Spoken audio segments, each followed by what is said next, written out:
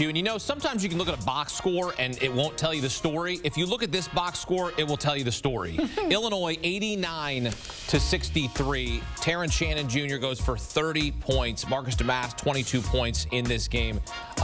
It was over at halftime. It was 50-26 at halftime. Illinois shot 59% from the floor, and Illinois is into the Sweet 16 for the first time since 2005. That year, they went all the way to the Final Four with Darren Williams. Terrence Shannon Jr., third game with 30 points.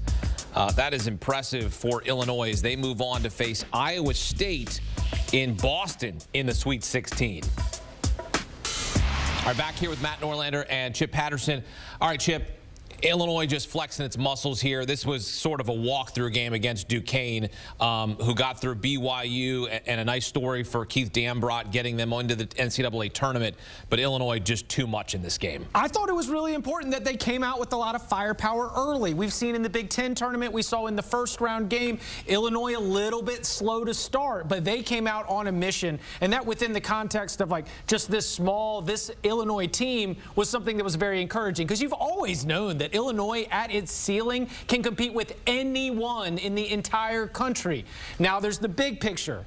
This is a coach in Brad Underwood who has had very, very good Illinois teams not make the Sweet 16. And there's been the misseeding of Loyola. Like, you can always point to something along the way, like a reason why they weren't able to accomplish this feat.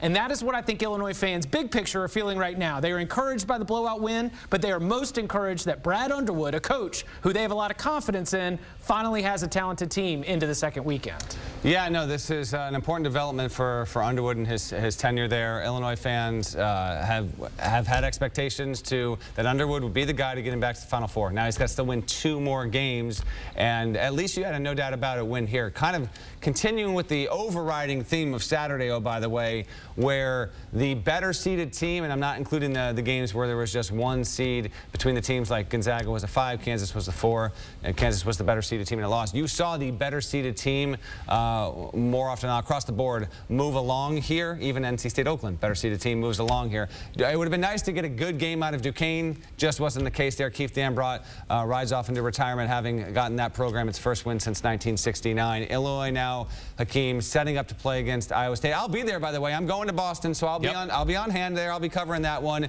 And you've got the second. Here's the clash. You've got the second-rate offense and adjusted offensive efficiency at KenPom. That's Illinois against the second-rated per possession defense at KenPom. That is Iowa State. Both teams have shown that they can win not just with one side of the ball here. I would say Illinois is a little more well-rounded. Iowa State's been more dominant overall. This is a dynamite regional semifinal that we have here going down in Boston on Thursday night there. So I'm excited to get there, to see it. And the star power resides with Illinois. Marcus Damas, Terrence Shannon Jr., Coleman Hawkins, Dane Danger. They've got some dudes. There's no doubt about it. A little bit of controversy still lingers over Illinois with Terrence Shannon Jr. having been allowed to play amid an off-the-court issue with a serious allegation of sexual assault.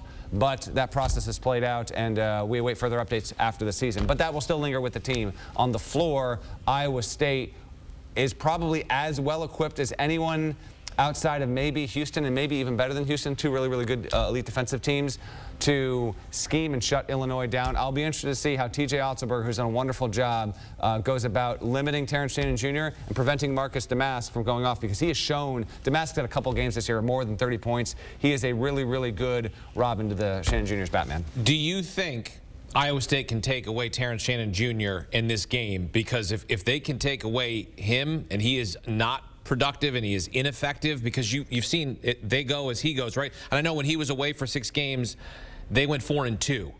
But if Iowa State can be able to hold him and contain him, if it's just Marcus Damas and it's just Coleman Hawkins, there's other guys though. Like, can they contain this team because they've got scorers? So yes, Iowa State can contain Terrence Shannon Jr., but I do concern about their size inside. And Iowa State has a little bit of versatility, but the combination of Coleman Hawkins and Dane Danger, there's a lot of creativity that Brad Underwood can have when he tries to figure out how he wants to create easy buckets, because there are no easy buckets when you play against Iowa State. They're going to be up in your grill the second that you get across half court, and maybe even further than that.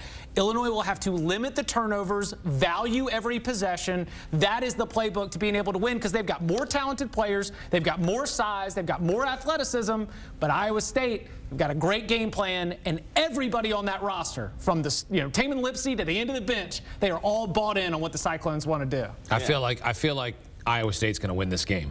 That's what I'm saying. Do you agree or disagree?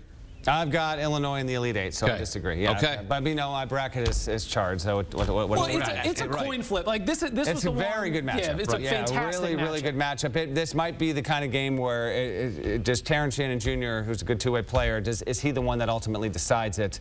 This is a big moment and a big game for two fan bases. That one of them is going to be thrilled with the idea of making the Elite Eight, starved for that kind of run after going so many years without getting that far in the tournament there. Really good seed holding matchup here, 2 versus 3 in Boston. Again, we'll be there covering it for HQ on Thursday. The East is a beast. It is. We got the big dogs in the Sweet 16. I love it. Yeah, Illinois and Iowa State moving on to Boston. We'll see about UConn, Northwestern, SDSU, and Yale. I want to see UConn, San Diego State rematch the national championship. Illinois, Iowa State on the other side there for a spot in the Elite Eight. That would be incredible. Real quick, shouts to Keith Dambrot. 40 years as a head coach. He goes to Duquesne, resuscitates the program, gets him the NCAA tournament. He coached LeBron James. He's a fantastic coach. Wait, that guy coached LeBron James? Yeah, he did. I don't know if you heard that. I heard that. I don't know if you heard that. Did you also hear he did a segment with me? I had a segment in Cleveland called Dining with Dermish, where we went to Luigi's, had some Italian food. At you. Yeah, me and Keith Dambrot, we go way back. So shouts to Keith, and a heck of a career, really a Hall of Fame career if you ask me, but a great leader of men. But they come up short in the NCAA tournament to Illinois, a much more talented team. As you take a look at Illinois' last 6 round of 32 games, they get off the schneid here as they finally make it back to the Sweet 16. Their first since 2005, made it all the way to the national title with Darren Williams and others, and they lost the national title game that year. Illinois trying to get back there, but they got to get through Iowa State first as they head to Boston.